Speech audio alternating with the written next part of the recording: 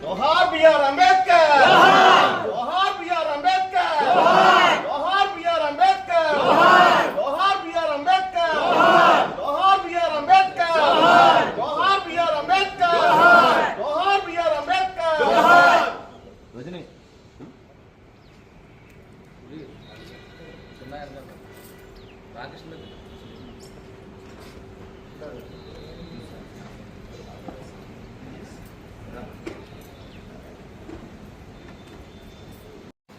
ఈ రోజున రాజ్యాంగ నిర్మాత ప్రజలందరికీ కూడా భారతదేశంలో ప్రజలందరికీ కూడా ఒక దిక్సూచిగా ఉన్న వ్యక్తి, మహోన్నతమైన వ్యక్తి డాక్టర్ బాబాసాహెబ్ అంబేద్కర్ గారు. ఈరోజు వారి యొక్క వర్ధంతి సందర్భంగా ఘన నివాళులు అర్పిస్తూ వైఎస్ఆర్ కాంగ్రెస్ పార్టీ సిటీ ఆఫీస్లో వారికి ఘనంగా నివాళులు అర్పిస్తూ ఆయన్ని స్ఫూర్తిగా తీసుకుని అందరం కూడా ఎస్పెషల్లీ భావితరాలు యువకులు అందరూ కూడా ముందుకు సాగాలి. ఏవైతే ప్రభుత్వాలు పాలకులు రాజ్యాంగాన్ని తూట్లు పొడిచే విధంగా ప్రస్తుత తరుణంలో కనబడతాం. ఎందుచేతనంటే డాక్టర్ బాబాసాహెబ్ అంబేద్కర్ గారు ఇచ్చిన రాజ్యాంగము మొన్న ఒక వారం రోజుల క్రితం పార్లమెంట్లో సైతము కాన్స్టిట్యూషన్ డే కింద చేస్తూ 75 ఇయర్స్ డ్రాఫ్ట్ చేసి 75 ఇయర్స్ అయ్యింది. సో దాన్ని ఒక సంవత్సరం పాటు పండగల్లా జరపాలి అని చెప్పి పార్లమెంట్ తీర్మానించింది.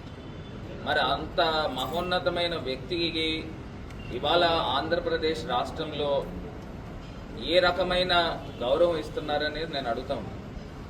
ఒకటి, కొత్తగా ఏర్పడిన ప్రభుత్వము రావడమే విజయవాడలో అతిపెద్ద అంబేద్కర్ గారి యొక్క విగ్రహాన్ని అప్పుడున్న ముఖ్యమంత్రి జగన్మోహన్ రెడ్డి గారు ప్రతిష్ఠిస్తే దానిపైన చెప్పులు వేసుకుని పైకెక్కి అవన్నీ నేమ్ ప్లేట్లు తొలగించి ఎంత విధ్వంసం చేశారో ప్రజలందరూ కూడా చూశారు.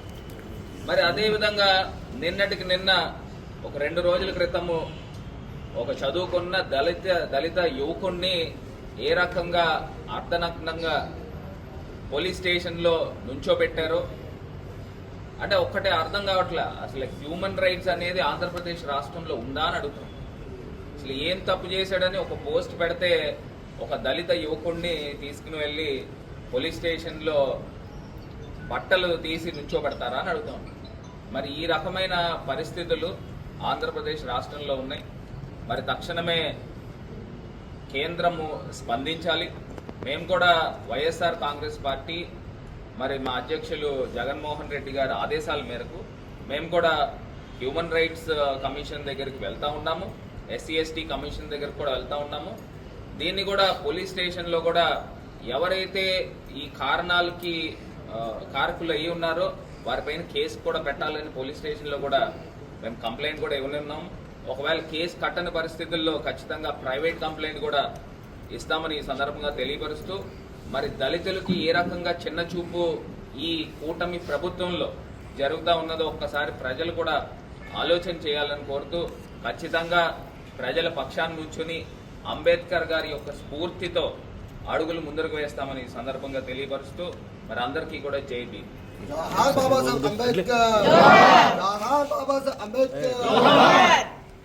బాబాసాహెబ్ అంబేద్కర్ గారి యొక్క వర్ధంతి సందర్భంగా ఇవాళ వైఎస్ఆర్ కాంగ్రెస్ పార్టీ రాజమహేంద్రవరం సిటీ ఆఫీస్లో వారికి ఘన నివాళులు అర్పించడం జరిగింది.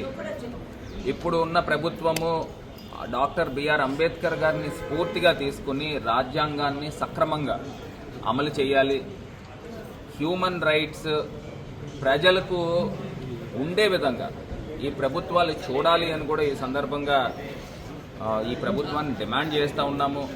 ఎందుచేతనంటే పార్లమెంటే తీర్మానించింది సంవత్సరం పాటు మొత్తం అంతా కూడా భారతదేశ వ్యాప్తంగా కాన్స్టిట్యూషన్ డే కింద చెయ్యాలి అని చెప్పి మొన్న నవంబర్ 25న పార్లమెంట్ జరిగింది.